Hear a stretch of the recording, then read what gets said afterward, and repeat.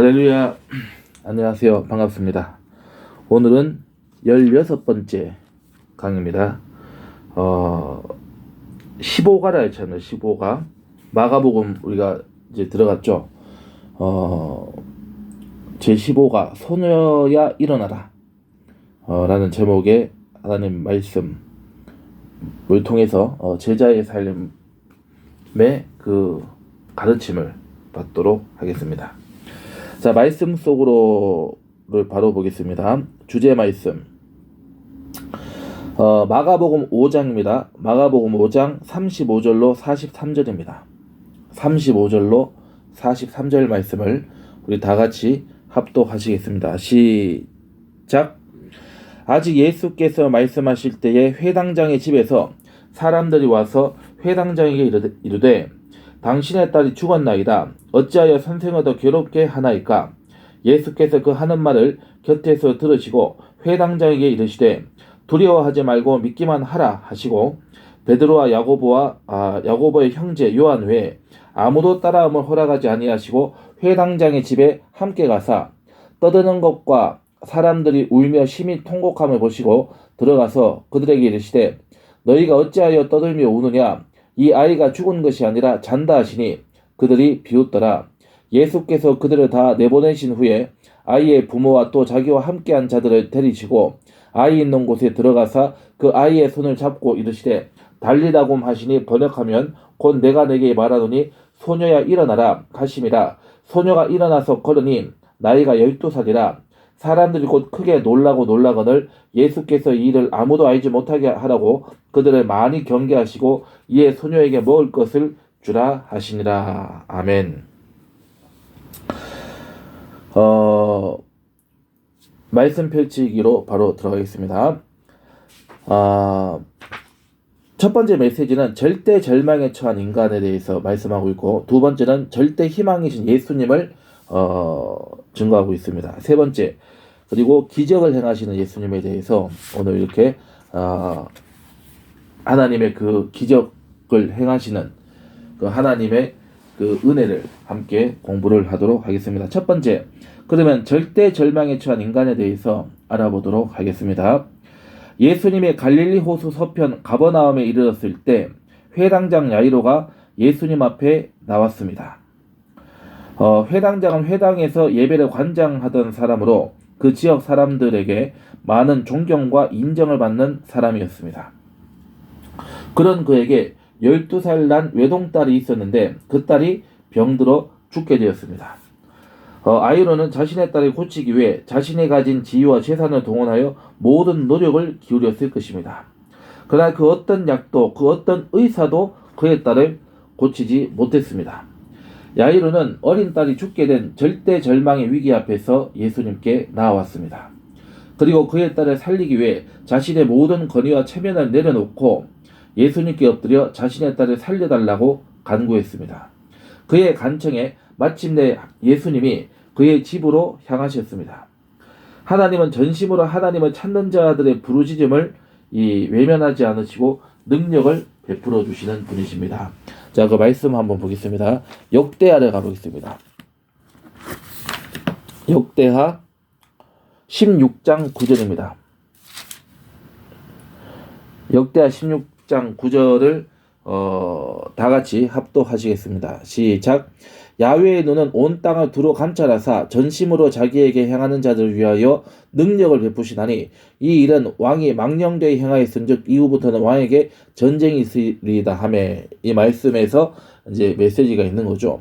그래서 야훼의 눈은, 하나님의 눈은 온 땅을 두루 감찰하시고 전심으로 자기에게 행하는 자들을 위하여 능력을 베푸시는 하나님이시다라는 사실을 우리는 알 수가 있는 것입니다. 그러므로 우리가 회당장 야이로는 종교 지도자입니다. 그 당시에는 존경받는 지도자고, 그리고 여기에 그 나와 있듯이 회당에서 예배를 관장하는 사람이기 때문에 이 제사장의 역할을 했던 사람입니다. 그리고 유대교에서 굉장히 존경받는 그런 한 사람이었을 것입니다. 그러나 그 사람에게 있어서 그 사람에게는 누가 없었습니까? 바로 하나님이 없었던 겁니다. 그렇기 때문에 예수님이 누구인지를 들었고 그 들음으로 말미암아 예수님을 향한 믿음이 생기고 그 믿음을 통해서 자기 딸의 문제를 해결해 달라고 예수님께 나아가서 그 예수님을 초청하는 그러한 사건을 우리가 발견할 수 있게 되는 것입니다. 그러므로 우리가 아버지 하나님 예수님 성령님 우리가 그 주시는 믿음을 받아들이지 않고 그 믿음이 없이 그 믿음을 통해서 우리와 함께 계시는 그 하나님이 예수님이 우리와 함께 계시 성령님이 우리와 함께 교통하지 않고 내주하지 않으시면 우리의 삶이라고 하는 것은 정말 이 절망과 죽음과 고통과 아무 희망이 없는 그런 칠흑 같은 암흑 속에 살아가는 그런 존재할 수밖에 없는 그런 절망적인 이 존재라고 하는 것을 우리는 알 수가 있는 것입니다. 자, 그리고 자기 딸을 그 어떠한 이 비용을 들여서라도 어떤 약도 먹이고 의사 선생님 불렀습니다. 그렇지만은 그 누구도 해결할 수 없는 그 절대적 이 죽음의 이 질병 앞에 지금 이 딸은 고통당하고 있고 자기가 아무것도 할 수 없다는 것을 깨닫게 된 것입니다. 그래서 예수님에 대한 그 소식을 들었을 때, 그 복음을 들었을 때, 하나님의 말씀을 들었을 때 저분이면은 내 딸을 살릴 수 있겠다, 내 딸을 고쳐줄 수 있겠다는 그런 소망을 가지게 된 것입니다. 이렇듯이 회당장 야이로의 마음속에 이제 무엇이 생긴 겁니까? 바로 믿음이 생겨난 겁니다. 소망이 생긴 겁니다. 저분이면은 내 문제를 해결할 수 있고 내 딸을 살릴 수 있겠구나. 이 그 소망을 그는 받아들이고 예수님 앞에 나아왔던 것입니다. 이 회당장 야이로의 그 믿음을 그리고 그 절박한 그 심정을 하나님은 응답해 주시고 역사해 주신 하나님이심을 우리는 알 수가 있는 것입니다. 자, 그러면 이제 Q&A를 한번 해보죠.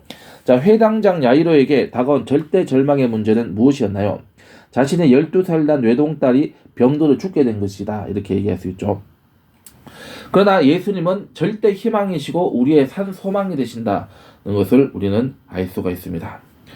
예수님이 회당장 야이로의 집에 가시던 중 12년 동안 혈류병을 앓던 여인을 만나게 되었습니다. 그리고 그녀를 고치시며 시간이 지체가 되었습니다. 그런 가운데 회당장에게 그의 딸이 막 죽었다는 소식이 전해졌습니다. 딸이 죽었다는 소식이 하늘이 무너지는 듯한 절망감에 사로잡힌 야이로에게 오히려 예수님은 두려워하지 말고 믿기만 하라고 말씀하셨습니다. 예수님은 야이로에게 죽음이 끝이 아니며 예수님의 생명과 죽음을 주관하시는 분임을 말씀하신 것입니다. 회당장의 이 집에 도착하니 아이의 죽음을 슬퍼하는 사람들의 울음소리가 들렸습니다. 당시 이스라엘에는 이 상가에서 직업적으로 울어주는 사람들이 있었습니다. 부유하고 지체 높은 가정에서는 이들을 고용을 해가지고 장례식 분위기를 고조시키곤 하였습니다. 아이를 고치시려고 예수님이 오셨을 때 야이로의 온 집안에 이러한 곡소리가 가득했습니다. 예수님은 회당장의 집에 들어가 아이가 죽은 것이 아니라 잔다라고 말씀하셨습니다. 조상집에서 통곡하던 사람들은 이 생명과 죽음을 주관하시는 예수님의 권세를 비웃었습니다. 그들에게는 예수님에 대한 믿음이 없었기 때문입니다. 그러나 인간의 눈에 죽음은 돌이킬 수 없는 절망이지만은 하나님의 아들이신 예수님은 죽음도 생명으로 바꾸실 수 있는 분이십니다. 예수님이 함께 하시면 인간의 절대 절망이 절대 희망으로 바뀌는 것입니다. 그러므로 예수님께서는 예수님에 있어서는 그 아이는 죽은 아이가 아니고 살아있는 아이고 살아있는 딸이고 그리고 자는 아이로서 그렇게 예수님께서는 선포하신 것입니다. 그 말씀이 바로 그 말씀을 통해서 그 아이는 살아날 것임을 야이로는 믿어야 했던 것입니다. 그러므로 우리 앞에 어떤 문제가 있더라도 그 문제를 하나님이 어떻게 보시는지 하나님이 뭐라고 말씀하시는지 우리는 집중해야 되는 겁니다. 그래서 그 하나님의 말씀대로 우리가 믿고 그 말씀에 행하시는 하나님이심을 우리가 믿었을 때 그 입술로 고백하고 우리가 인내할 때 하나님께서는 역사하신다는 것을 우리는 알 수가 있는 것입니다. 자, 그래서 예수님께서는 회당장 야이로에게 두려워하지 말아라, 믿기만 하라고 말씀하셨던 겁니다. 이미 답은 예수님께서 주셨다고 우리는 알 수가 있는 것입니다. 질문이 있죠. 자신의 딸이 죽었다는 소식을 들은 회당장에게 예수님은 무엇이라고 말씀을 하셨습니까? 예수님은 두려워하지 말고 믿기만 하라라고 말씀을 하셨습니다. 자, 그리고 예수님께서는 그 누구도 행할 수 없는 기적을 행하시는 예수님이심을 우리는 알 수가 있는 것입니다. 예수님은 야이로의 집에 들어가 떠들며 우는 무리들, 곧 부정적인 이야기를 하고 비웃는 자들을 다 내보내셨습니다. 그리고 아이의 부모와 제자들을 데리고 아이가 있는 곳에 들어가셨습니다. 그리고 죽은 소녀의 손을 잡아주셨습니다. 율법에 시체를 만지는 것은 부정한 일이었지만 예수님은 회당장의 딸을 불쌍히 여기시고 이 사랑하는 마음을 나타내셨습니다. 그리고 야이로의 딸을 향해 달리 다굼이라고 외쳤습니다. 이 달리 다굼이라는 말은 소녀야 일어나라라고 하는 이 아람어 이 표현입니다. 달리 다굼, 소녀야 일어나라 라고 외치셨습니다. 그러자 그 즉시로 야이로의 딸은 살아나서 일어났습니다. 생명이 회복되었습니다. 그냥 숨만 다시시면서 위기를 넘기는 수준이 아니라 바로 일어나서 걸어다닐 정도로 완전하게 회복이 되고 완전한 치료를 받았던 것을 우리는 알 수 있습니다. 예수님은 생명을 주관하시며 죽은 자도 다시 살리시는 부활의 주님이십니다. 예수님이 말씀하시면 병든 사람의 치료를 받고 죽은 자도 살아나는 기적이 일어납니다. 예수님은 지금도 절망과 죽음, 고통의 자리에 있는 우리를 향해 일어나라라고 말씀하십니다.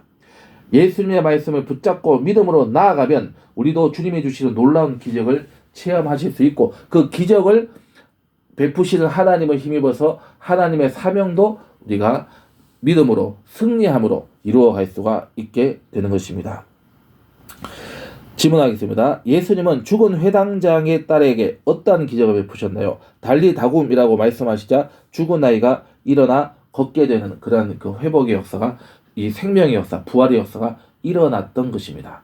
그렇기 때문에 이 모든 것을 이루시는 그 하나님은 천지와 이 천지 만물을 창조하셨을 때도 그 말씀으로 창조하셨다는 것을 말씀하시니 하나님의 창조한 모든 피조 세계가 그 말씀대로 완전히 무에서 유로 창조가 된 것을 우리가 알 수 있는 것입니다. 그러므로 이 소녀는 바로 재창조가 된 것, 완전히 새로운 생명을 얻게 된 것이다. 예수의 생명을 누릴 수 있게 되었다는 것을 우리는 알 수가 있는 것입니다. 그러므로 우리에게도 그러한 영원한 생명을 베풀으시고 하나님의 자녀로 삼으신 그 예수님께서 바로 이 소녀를 불쌍히 여기는 마음, 하나님을 사랑하고 이 소녀를 사랑하는 그 마음을 가지고 바로 하나님의 기적을 베풀었을 때 바로 우리의 삶을 통해서도 하나님은 그러한 기적을 베풀으시는 하나님의 주심을 믿고 우리는 늘 긍정적이고 생산적이고 이 적극적인 그러한 자세를 가지고 우리가 하나님이 주시는 그 마음과 하나님이 주시는 말씀을 통해서